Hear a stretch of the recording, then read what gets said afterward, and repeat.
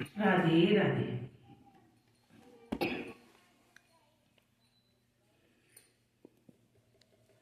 अब हम रामायण की कथा सुनेंगे।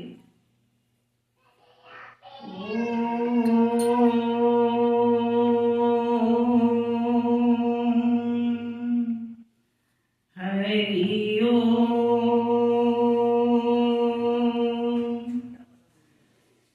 श्री गणेशाय नमः। श्री सरस्वते नमः। श्रीमते रामानुजाय नमः। लक्ष्मीनाथ समारंभां नाट्यामुनिमध्यमाम् अस्मदाचार्यपर्यन्तां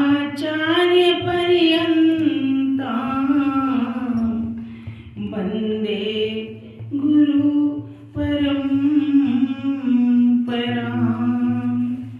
वन्दे गुरु परम्परां।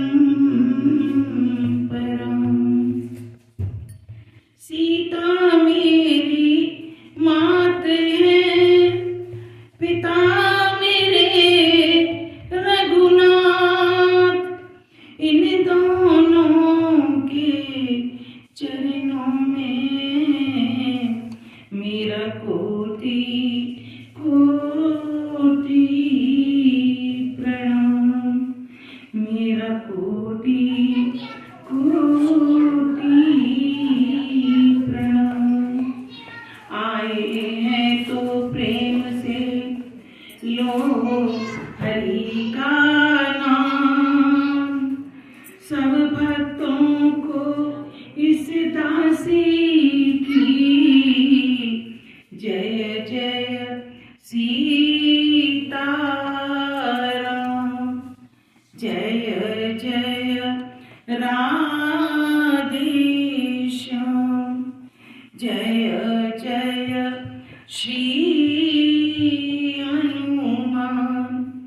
श्री रामायण प्रारंभ करूं, सुनो भक्त हनुमान। आसन यान विराजियो, कथा सुनो भगवान। सियावर रामचंद्र जी की जय। पवन सुत हनुमान जी की जय। उमापति महादेव जी की जय। बोलो रे भाई सब संतन की जय। मंगल भवन अमंगल हारी, सुत हरि बिहारी। सिया राम सब जग जानी, करम प्रणाम जोरी जुग पानी। करम प्रणाम जोरी जुग पानी। परम मंगलमय परात्पर अखिलेश्वर अखिल ब्रह्मांड नायक परात्पर परब्रह्म भगवान श्री राम की वाङ्मयी प्रतिमूर्ति श्री रामचरितमानस को श्रवण करने के लिए इस राधा कृष्ण मंदिर में आए हुए सभी भक्तों को जय सिया राम, जय राधे श्याम, जय श्री हनुमान, जय तुलसीदास महाराज। पीछे हमने सुना कि सुमंत्र जी को जब कैकेयी ने बोला कि आप पहले राम को लेकर आइए, यहाँ क्या हो रहा है ये सब बाद में जानना। पहले राम को बुलाकर लेकर आइए। सुमंत्र जी राम को बुलाकर लेकर जब आते हैं तो राम जी ने जो वहां का हाल देखा राजा दशरथ पृथ्वी पर मूर्छित होकर पड़े हुए हैं। राम ने जब इस हालत में राजा दशरथ को, अपने पिताजी को जब देखा, तो कैकेयी से पूछा कि मुझे पिताजी के दुख का कारण तो बताइए। पिताजी इस दुख में इस तरह क्यों है, मुझे उसका कारण बताइए। तो कैकेयी ने कहा कि इनके दुख का कारण आप ही हैं। राम जी को कहा कि इनके दुख का कारण आप ही हैं, क्योंकि यह आपसे अत्यधिक स्नेह करते हैं और वही दुख का कारण है। क्योंकि मुझे इससे ज्यादा और कुछ मालूम नहीं है। मेरे तो 2 वरदान थे जो इनके पास, राजा के पास रखे हुए थे, क्योंकि मैंने कहा था कि जब वक्त आएगा, जब मुझे उचित समय लगेगा, तब मैं मांग लूंगी। और मैंने अपने वो 2 वरदान मांगे और उन 2 वरदान को सुनते ही इनकी इस दशा को प्राप्त हो गए। राजा, इनकी ये दशा हो गई। तो इसका कारण यही है कि अगर इनकी आज्ञा को मानकर, इनकी आज्ञा को शिरोधार्य करके, तुम अगर इनकी आज्ञा शिरोधार्य कर लो, तो इनके कठिन दुख का जो है, वो जो क्लेश है, वो दूर हो सकता है। अब राम जी ने जब ये वचन सुना, तो वे मन ही मन मुस्कुराने लगे। मन ही मन मुस्कुराने लगे और कैकेयी बेधड़क होके ऐसी कड़वी वाणी बोलती चली जा रही है, जिसे सुनकर ऐसे लग रहा है कि स्वयं कठोरता भी अत्यंत व्याकुल हो गई है, इस तरह लग रहा है। और क्योंकि कैकेयी की जो जीभ है, वो ऐसे लग रहा है जैसे धनुष है, और उस धनुष से निकलने वाली जो वाणी है, वह नुकीले तीरों की तरह लग रही है, कि जैसे वे बेहद नुकीले तीर हैं और उन तीरों के निशाने पे राजा दशरथ है, इस तरह लग रहा है। और कहकर बेधड़क बैठी हुई उसे कुछ जैसे मानो उसको देखकर निष्ठुरता भी शर्मा जाए, ये हाल कैकेयी ने बना रखा है। इधर राम जी आनंद के निधान मन ही मन मुस्कुरा रहे हैं, क्योंकि उनके तो मन का कार्य हो रहा है, इसलिए वे मन ही मन मुस्कुराते हुए कोमल वाणी में बोले कि हे माता, वह इसमें पिताजी को एक छोटी सी बात के लिए इतना दुख मनाने की जरूरत क्या है? इस छोटी सी बात के लिए पिताजी को इतना दुख, और पिताजी इस छोटी सी बात के लिए दुखी हो, ये मेरा मन मानता नहीं है। क्योंकि वे तो इतने वीर हैं, धीर हैं, जो देवताओं के लिए जाकर लड़ते हैं, वे इतने वीर हैं, तो इतनी छोटी सी बात के लिए पिताजी इतने दुखी हो, ये मेरा मन नहीं मानता।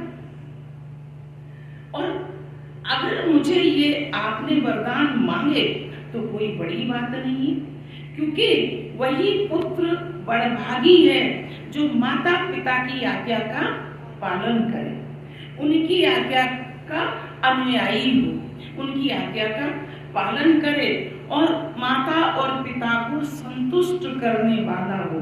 तो मैं तो इस चीज के लिए अपने आप को बहुत बड़ा भाग्यशाली समझता हूँ।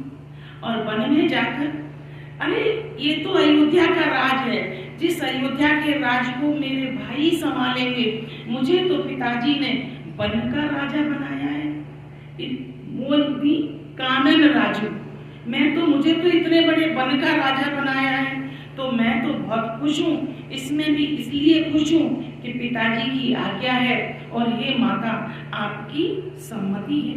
ये देखकर मैं बड़ा ही खुश हूँ।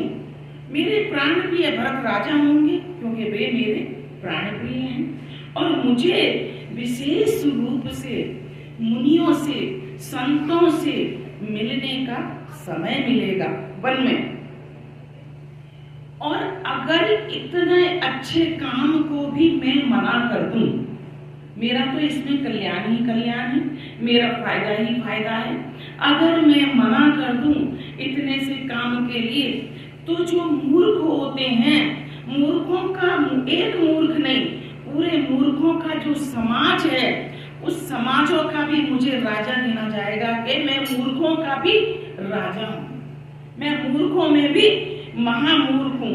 उसमें मेरी गिनती होनी चाहिए कि जो कि कल्प वृक्ष को छोड़कर जंगली पौधे की सेवा करे। मैं कल्प वृक्ष जैसी चीज को छोड़ दूंगा अगर वन को नहीं गया। अमृत को छोड़कर विष की मांग करूंगा अगर मैं वन को नहीं गया। इतने में राजा ने यह वार्तालाप कर ही रहे थे राम जी कैकेयी माँ के साथ। इतने में राजा दशरथ जी को होश आया और उन्होंने राम राम कहकर करवट बदला। सुमंत्र जी ने बताया कि राम जी आ गए हैं। अब यहाँ से हम आज से नई कथा सुनेंगे। यहाँ तक ये कथा हमने पीछे सुनी थी सारी, आज हम यहाँ से नई कथा सुनते हैं। और अवनी पयकनि राम पद धारे, धरती रचे कर नयन उगारे, सचिव समार काहू बैठारे, चरण पर राम निहारे, लिए सने विकल युरलाई, जय मनी मना मन की फिर पाई, राम नीति कर रहे नर नाऊ, चला विलोचन मारी प्रभाऊ, तो कभी वतन कहे न पारा, हृदय लगावत बारही पारा, विदही मनाव राहु मन माई, जय रघुनाथ कानन गाई, सुमिरे मरे सही काई होई, विनती सुना सदा शिव मोई, आशुतोष तू अवडर दानी, आरती हर दीन जनु जानी। अब राजा दशरथ को जैसे जैसे होश आया, जब राजा ने सुना कि रामचंद्र जी पधारे हैं, तो उन्होंने धीरज रखकर अपने नेत्रों को खोला और मंत्री ने संभाल कर राजा को बैठाया, उन्हें सहारा देकर बैठाया। राजा ने श्री रामचंद्र जी को अपने चरणों में प्रणाम करते हुए जब देखा तो स्नेह से विकल हो गए। राजा ने राम जी को हृदय से लगा लिया, मानो सांप ने अपनी खोई हुई मणि फिर से पाली हो। ये दशा राजा दशरथ जी की थी। राजा दशरथ जी श्री राम जी को देखते ही रह गए, एक टक देखते ही चले जा रहे हैं। उनके नेत्रों से आंसुओं की धारा बहने लगी। आंसू रुकने का नाम नहीं ले रहे, बहती जा रही है धारा। शोक के विशेष बस होने के कारण राजा कुछ मुंह से शब्द नहीं कह सक रहे, सिर्फ आंखों से, नेत्रों से जल बरस रहा है, परंतु मुख से कोई शब्द नहीं निकल रहा। वे बार बार श्री रामचंद्र जी को हृदय से लगाते हैं और मन ही मन ब्रह्मा जी से प्रार्थना करते हैं जिससे रघुनाथ जी वन को न जाए। बार बार प्रार्थना करते हैं कि हे भगवान, मैंने कभी भी जो थोड़ी सी भी आपकी आराधना प्रार्थना की हो तो आज राम वन को न जाए, ऐसी प्रार्थना करते हैं। फिर महादेव जी का स्मरण करते हैं और न्योरा करते हुए, हाथ जोड़ते हुए महादेव जी से कहते हैं कि हे सदाशिव, आप मेरी विनती सुनिए, आप मेरी विनती को स्वीकार कीजिए। आप तो अवधर दानी हैं, मुंह मांगा वरदान देने वाले हैं, और आप तो आशुतोष हैं। आशुतोष का मतलब होता है जल्दी से प्रसन्न होने वाले। अतः मुझे अपना दीन सेवक जानकर और मेरे दुख को दूर कीजिए। ऐसा कुछ उपाय कीजिए जिससे राम जी वन को न जाएं।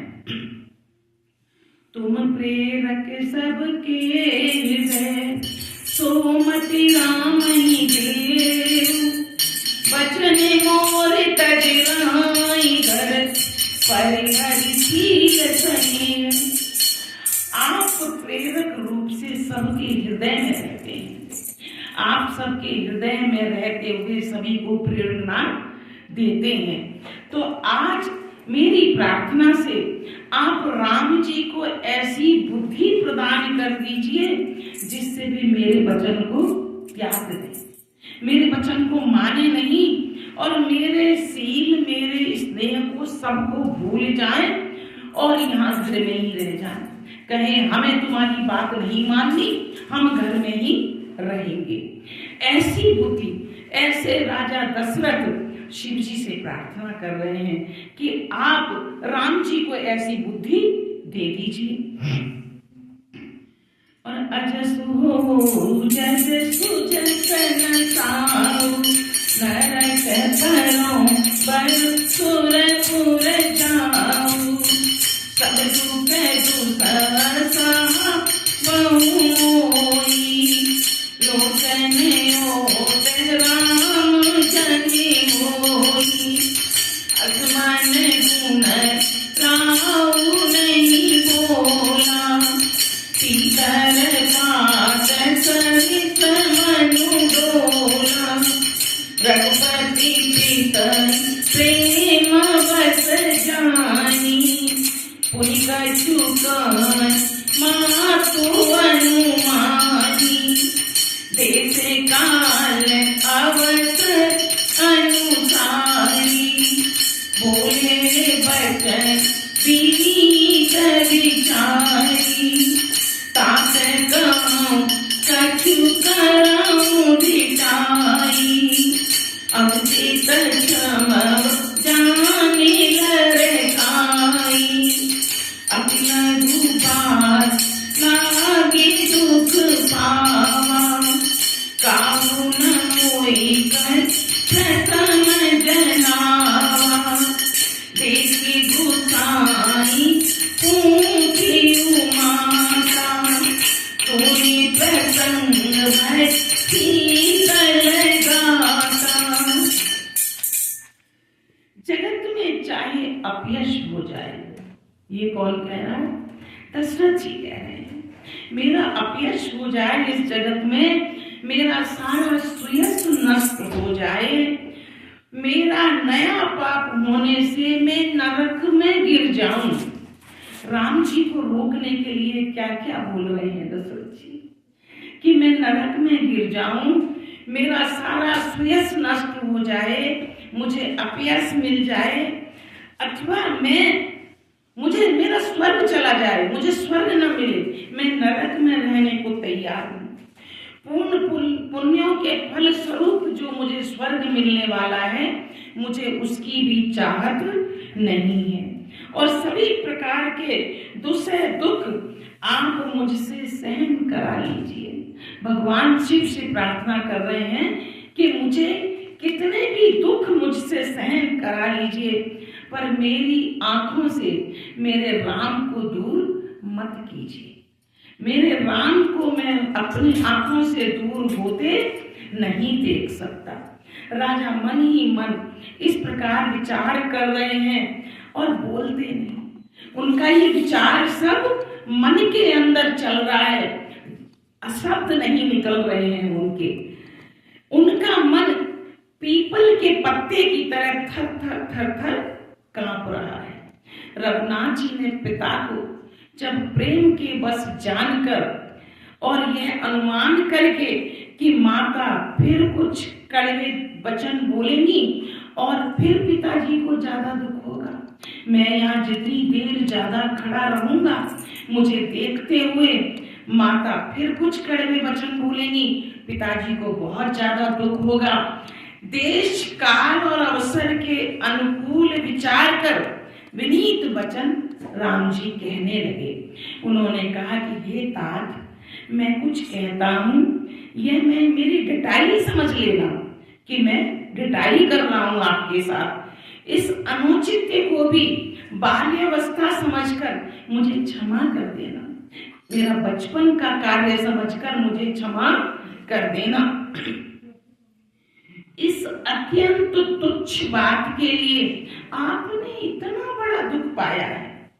छोटी सी बात है, तुच्छ दुख है ये तो, छोटी सी बात के लिए आप इतना दुख पा रहे हैं।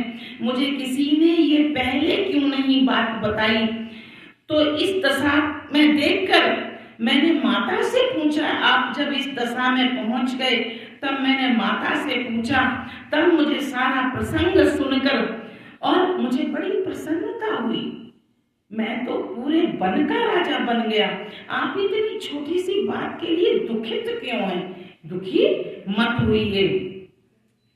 मंगल समय स्नेह बस सोच पर हरिय तात, आय सुदेय रचिय करी फूल के प्रभु दास। हे पिताजी, इस मंगल के समय स्नेह बस होकर सोच करना छोड़ दीजिए, हृदय में प्रसन्न होकर मुझे आज्ञा दीजिए। यह कहते हुए प्रभु श्री रामचंद्र जी सर्वांग पुलकित हो गए, क्योंकि उनके मन का कार्य हो रहा है। उन्हें तो पहले से ही पता था कि क्या करना है क्या नहीं करना है, तो उनके मन का कार्य जो हो रहा है तो वे अंदर से पुलकित हो गए और पिता से आज्ञा मांगी। ओ धन्य जन्म जग पीतर साधु, पितई प्रमोद चरित्र सुनि जासु, चारि पदारथ कर तल काके, प्रिय पितु मातु प्राण सम जाके, आय सुपाई जन फल पाई, ऐसे उबे गए हो रजाई, विदा मातु सन आवहु माई, चलियाऊ बनाई बहुत पदलागी, असलि राम गवन तव कीना, भूप शोक बस उतर न दीना, नगर व्याप गए बाप सुखी, छुअत चढ़ी जन सब तन, छुअत चढ़ी जन सब तन दीखी, सुनि भय जिकर नर नारी, प्रेम बिसपने देख दवाई, जो जहाँ सुनाए सुनाई से कोई, बड़ विचार धीरज होई। राजा दशरथ जी को बड़ा सोच हुआ और राम जी ऐसा कहने लगे कि इतनी छोटी सी बात के लिए पिताजी आपको दुख नहीं करना चाहिए। अरे इस पृथ्वी तल पर उसका जन्म धन्य है। राम जी ने कह रहे हैं कि उसका जन्म धन्य है जिसने चरित्र सुनकर पिता को आनंद हो, जिस पुत्र की बड़ाई सुनकर, जिसका चरित्र सुनकर पिता को गर्व हो, ऐसे पुत्र का जन्म सफल है। जिसको माता पिता प्राणों के समान प्रिय हैं, उस पुत्र के हाथ में तो चारों पदार्थ उसकी मुट्ठी के अंदर हैं। चारों पदार्थ कौन से? धर्म, अर्थ, काम और मोक्ष। जिस पुत्र के नाम पर पिता को गर्व हो, तो उस पिता से ज्यादा उस पुत्र को गर्व होता है। और आपकी आज्ञा का पालन करके जन्म का फल पाकर मैं जल्दी ही लौट आऊंगा। जितने दिन के लिए मैं जा रहा हूँ जाकर जल्दी से लौट आऊंगा। अतः कृपया आज्ञा दीजिए, माता से विदा मांगकर आता हूँ, फिर आपके पैर लगकर प्रणाम करके मैं वन को चलूंगा। ऐसा कहकर जब श्री रामचंद्र जी वहां से चल दिए, राजा ने शोकवश कोई उत्तर नहीं दिया। उनसे कोई उत्तर देते नहीं बन रहा। वह बहुत ही तीखी अप्रिय बात नगर में इस तरह फैल गई जैसे मानो बिच्छू के डंक मारते ही सारे शरीर में विष फैल जाता है। इतनी जल्दी वह बात पूरे अयोध्या नगर में फैल गई कि राम जी तो बन जाए। इस बात को सुनकर सब स्त्री और पुरुष ऐसे व्याकुल हो गए कि जैसे वन में आग लग जाती है और उस आग को देखकर छोटे छोटे वृक्ष, छोटे हों या बड़े हों, उनकी पत्तियां, बेलें सब मुरझा जाती हैं उस आग के अंदर। जो जहां सुनता है वह वहीं सिर धुनने लग जाता है, अपने सिर को पीटने लग जाता है। बड़ा दुख है, बड़ा विषाद है, किसी को धीरज नहीं बनता। मुख सुखाई लोचन श्रवई शोकुन हृदय समाय, मनमु करुण रस कट कही उतरी अवध बजाय। सबके मुंह सूख जाते हैं, सबका मुख सूख रहा है, आंखों से आंसू बह रहे हैं, शोक हृदय में समाता नहीं है। मानो करुणा रस की सेना अवध पर डंका बजाकर युद्ध के लिए उतर आई हो। इस तरह का नजारा अभी अयोध्या में देखने को मिल रहा है सभी को। जिधर देखो उधर करुण रस की धारा बह रही है, सबको बड़ा ही दुख है। और मिले ही मांझे भी बात विदाई, जन समझे के कही सारी, यही पाप में मुझे का परे, छाई भवन पर पावक धरऊ, निज कर नयन काढ़ दीपा, जारी सुधा सुछावत सीता, कुटिल कठो रघुभूति आभारी, भई रघुवंश बिनु अनुआरी, पालवन पेड़ुई काटा, सुगम तो बैठा टुगरी काटा, सदा राम यही प्राण समाना, कारण कवन कुटिल पन ठाना, सत्य कमय कवि नारी सुहाव, सवरी दियागम अगाध दुराव, निज कृतबिंद बरु कदरि जाय, जानी न जाय नारी गति भाई। सब मेल मिल गए थे। नगरवासी सब बहुत दुखी हो रहे हैं, सबके मुंह सूखे हुए हैं, सबकी अश्रुधारा बह रही है। बात करते हैं आपस में मिलके कि सब कुछ अच्छा चल रहा था, सब मेल मिल गए थे, सब संयोग ठीक हो गए थे। इतने में ही विधाता ने बात बिगाड़ दी। जहां तहां लोग कैकेयी को गाली देने लगे, जहां तहां कैकेयी को लोग गाली दे रहे हैं। इस पापिन को क्या सूझा जो इसने छाए घर पर आग रख दी। छाया घर बोलते हैं कि पहले के जमाने में हम मिट्टी के घर हुआ करते थे, उनके ऊपर वो फूस के छत हुआ करती थी जिन्हें छप्पर बोलते थे। यूपी की भाषा में जिन्हें छप्पर बोलते हैं, घास फूस की जिनकी छत हुआ करती थी। तो छाए घर पर मतलब छत पड़ी हुई घर के ऊपर आग रख दी इसने। अब फूस के छप्पर पर जब आग रखी जाएगी तो वह तो जली ही जाएगा ना।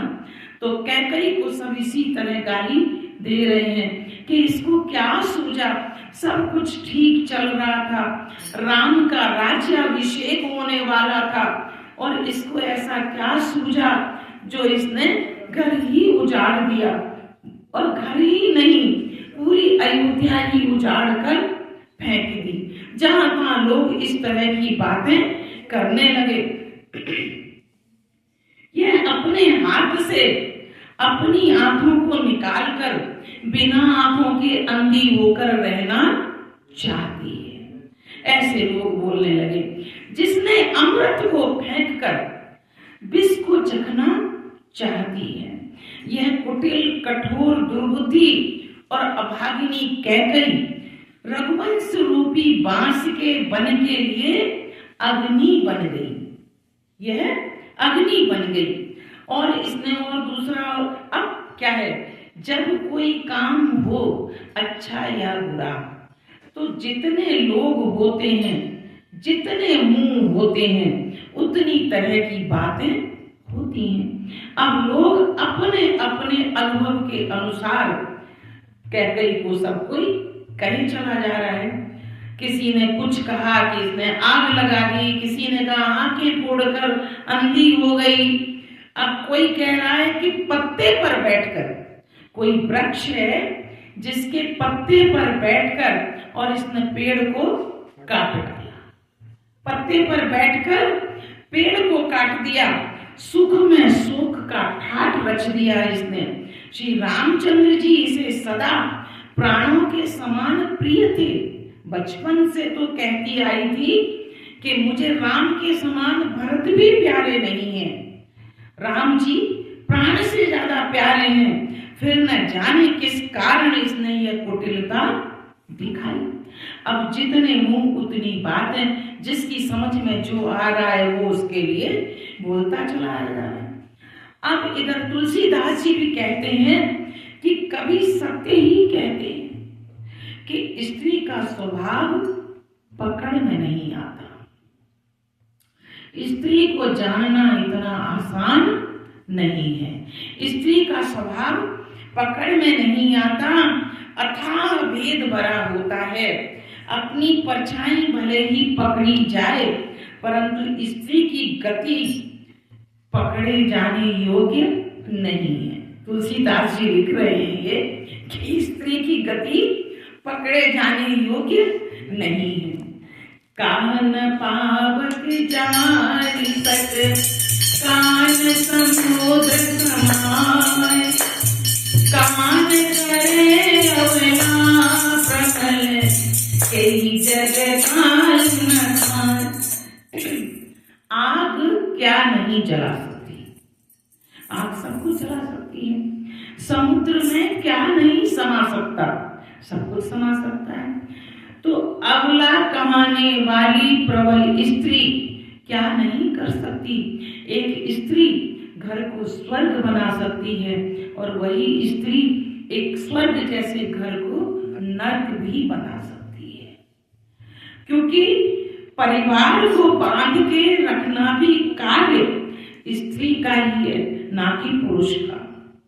और परिवार को तितर बितर कर देने का काम भी एक स्त्री का ही है, ना कि पुरुष का। जगत में काल किसको नहीं खा सकता? सबको खा सकता है। तो इन सब की उपमा भी स्त्री के स्वभाव से दी गई है। उनका सुनाए विधि का सुनावा, का दिखाए का दिखावा, एक कहाई बल खूब नदिया, बलो बितारे नहीं कुम कहीं दिया, कोई हरी भयो सकल दुख वालन, अबला विवट ज्ञान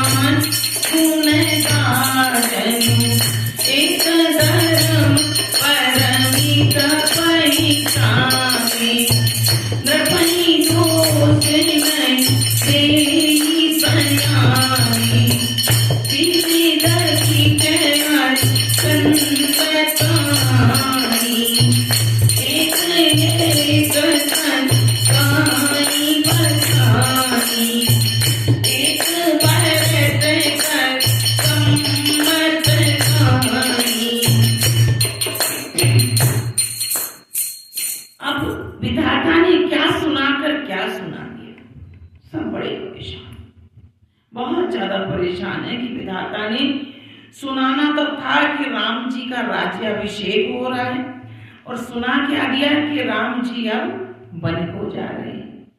विधाता ने क्या सुनाकर क्या सुना दिया, और क्या दिखाना था क्या दिखा दिया। सब परेशान हो रहे हैं। कहते हैं कि कोई कह रहा है कि राजा ने ये अच्छा नहीं किया, कैकई की बात माननी ही नहीं थी राजा को।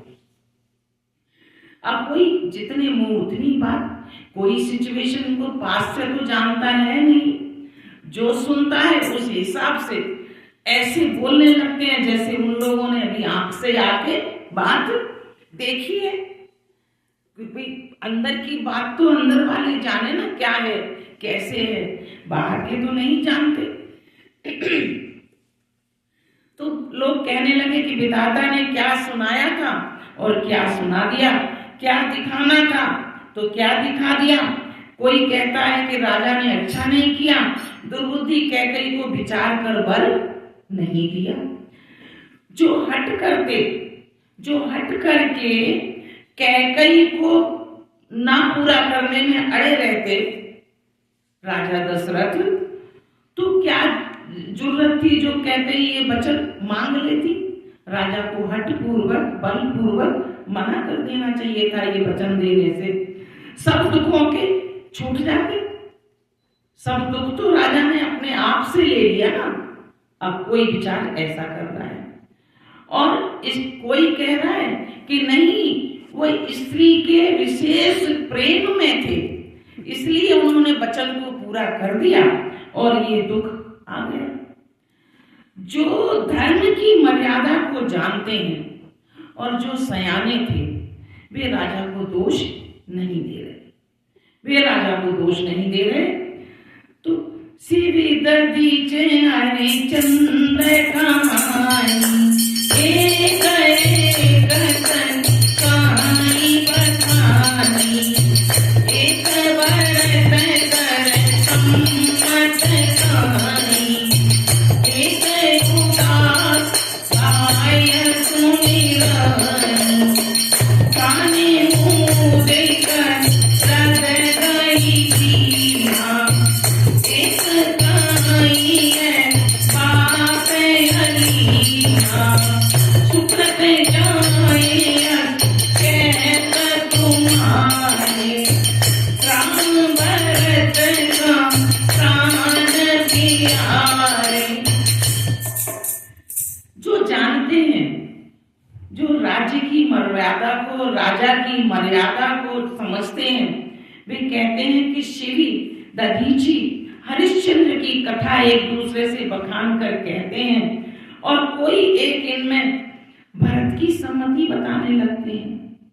कोई कहने लगता है कि ये सब जो कांड हुआ है इसमें भरत की सहमति भी तो हो सकती है। परंतु उदासीन भाव से कुछ लोग कहते हैं कि बोलते ही नहीं है, कुछ तो चुप ही रहते हैं। जो कोई कह रहा है इधर की भी सुन ली, कोई कह रहा है इधर की भी सुन ली, वे कोई मत अपना नहीं देते। जब भरत पर बात आई कि भरत की सहमति हो सकती है, तो कुछ लोग कहने लगे कि भरत की सहमति कदापि नहीं हो सकती इस कार्य में। कोई हाथों से कान मूंद कर, जीवों को दांतों तले दबाकर कहते हैं कि ये बात झूठ है। भरत कभी भी इस तरह की बात नहीं कर सकते। ऐसी बात कहने से भी पुण्य नष्ट हो जाएंगे। भरत के बारे में कभी ऐसा सोचना भी नहीं चाहिए। भरत जी को तो राम प्राणों से भी ज्यादा प्रिय है, अपने प्राणों से भी ज्यादा प्रिय है। चंदु चवे बरु अनल तन सुधा होय बिकटू सपनी कवु न करई किछु भरत राम प्रतिकूल। चंद्रमा चाहे अपनी शीतलता छोड़ दे, चंद्रमा शीतलता छोड़कर सूर्य की तरह आग उगलने लगे, ऐसा हो सकता है, ऐसा हो सकता है कि चंद्रमा अपनी शीतलता को छोड़कर अग्नि उगलना शुरू कर दे और चिंगारियां बरसाने लगे और अमृत चाहे विष के समान हो जाए, अमृत विष के समान हो जाए। परंतु भरत जी स्वप्न में भी राम जी के विरुद्ध कुछ नहीं कह सकते, भरत जी राम जी के विरुद्ध कुछ नहीं कह सकते।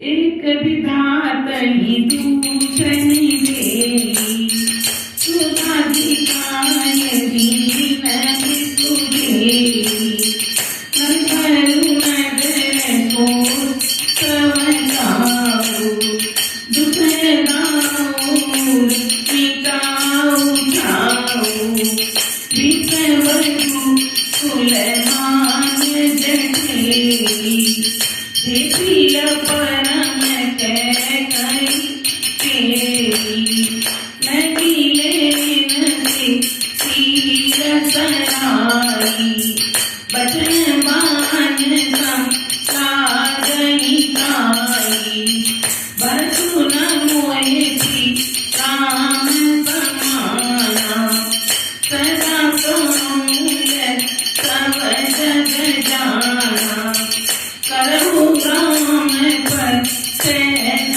तनेऊ के अपराधी आजीवन देऊ कबहु न कियो तब तियारेऊ प्रीत प्रतीक जान तब देऊ कौशल्या काम बिगारा तुझे लाज बजपुर पारा।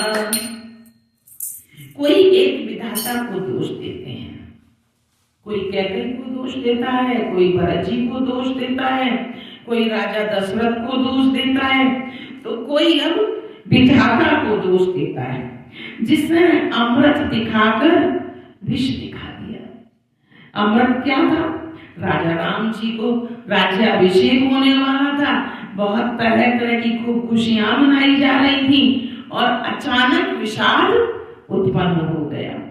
तो जैसे अमृत दिखाकर विष दिखा दिया, नगर भर में खलबली मच गई।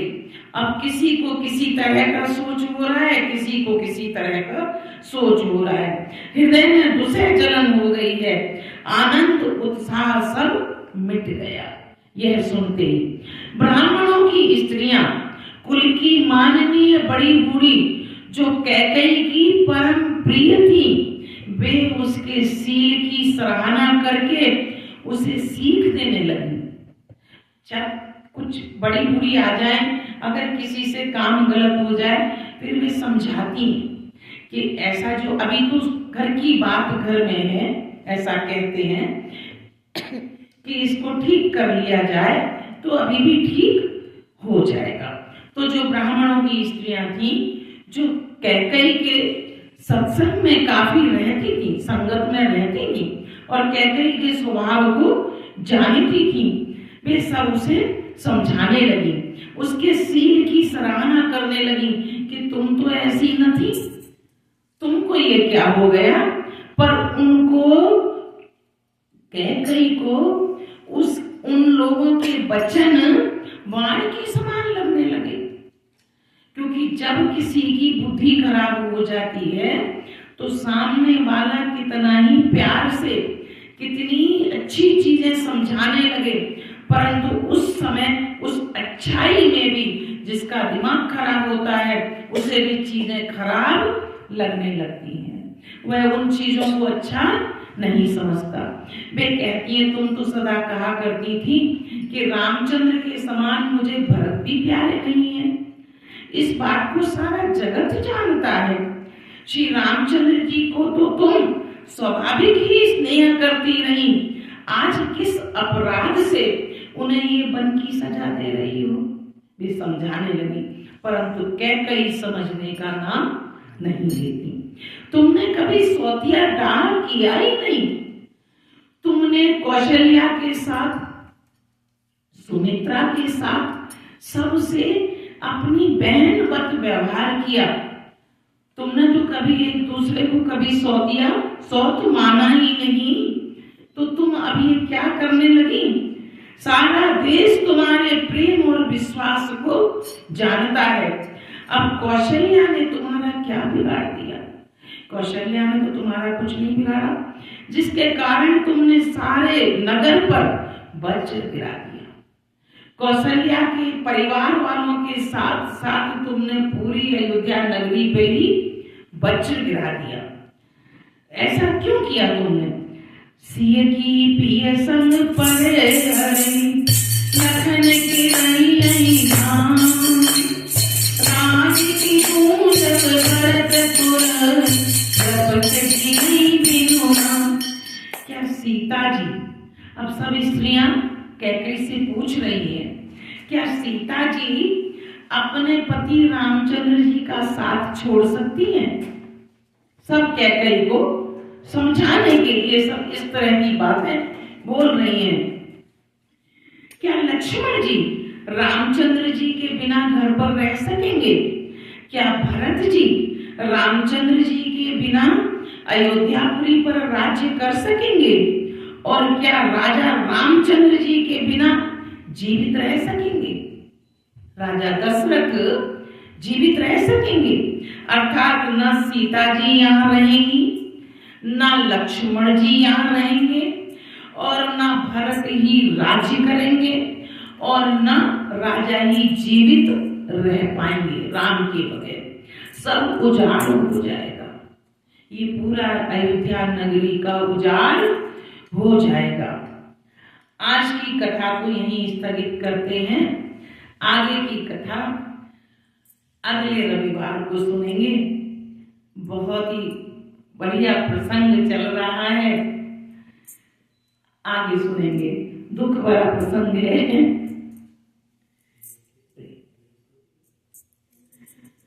श्री रामायण समाप्त करूं, सुनो भक्त हनुमान, जहाँ कहूँ राम चरित्र हुए, ता तुम करो बयान।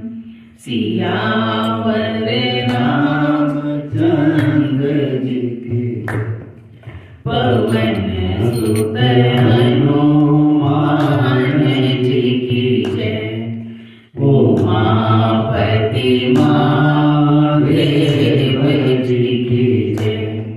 बोलो रे भाई।